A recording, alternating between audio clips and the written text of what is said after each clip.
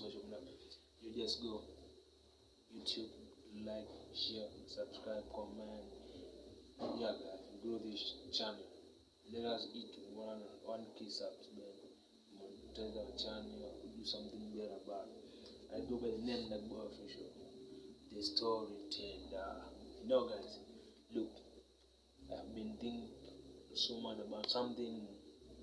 I don't say it weird, but at some point, you must have been why some ladies are getting being lesbian, such kind of, we don't judge, but at some point, it hit us like boys because I come to get a very, very beautiful, really pretty girl, but she hated to be a man, but she prefers being a lesbian.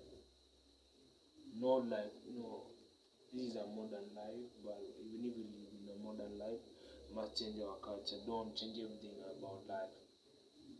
Get judged upon your own ways, but at some point, we need really something better to change this mentality of being lesbians and gayism, but most of them goes to lesbians, guys.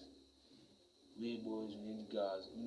Ratio of men to women is different because women are more than men, but they just tend to marry each other for no reason. When I ask a girl, do you have any feeling? No, I don't have because of what? Just like that, I don't feel being men. Why?